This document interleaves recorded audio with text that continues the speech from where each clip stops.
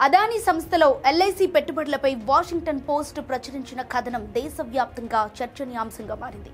ఈ పెట్టుబడుల నిర్ణయం వెనుక ప్రభుత్వ అధికారుల పాత్ర ఉందంటూ వాషింగ్టన్ పోస్ట్ పేర్కొనడం దుమారం రేపింది. ఎల్ఐసి సొంతంగా ఈ నిర్ణయం తీసుకోలేదని, ప్రభుత్వ అధికారుల ప్రణాళిక ప్రకారమే నడుచుకుందని ఆ కథనం ఆరోపించడం ఇండియాలో కలకలం రేపింది. ఈ నేపథ్యంలో ఎల్ఐసి స్పందించి వివరాలను వెల్లడించింది. అదానీ సంస్థలో తమ పెట్టుబడులకు సంబంధించి వాషింగ్టన్ పోస్ట్ పబ్లిష్ చేసిన స్టోరీలో వాస్తవం లేదని ఎల్ఐసి స్పష్టం చేసింది. పెట్టుబడి నిర్ణయాలతో కేంద్ర ఆర్థిక శాఖకు ఎలాంటి సంబంధము లేదని తేల్చి చెప్పింది. వాషింగ్టన్ పోస్ట్ ఆరోపణలు నిరాధారమని పేర్కొంది.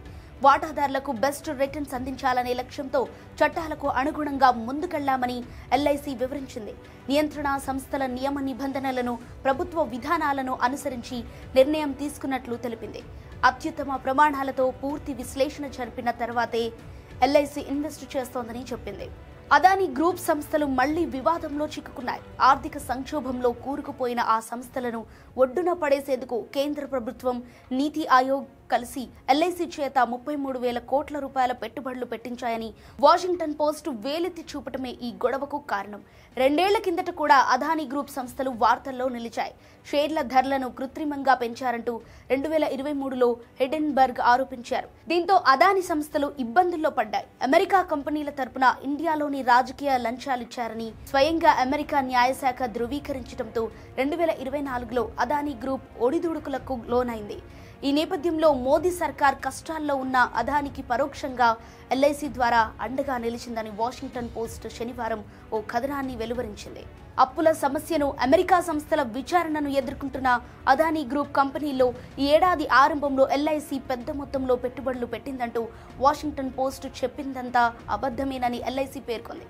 తమ బోర్డు ఆమోదించిన విధానాలకు అనుగుణంగా అదానీ గ్రూప్ కంపెనీల్లో పెట్టుబడులు పెట్టామని వెల్లడించింది.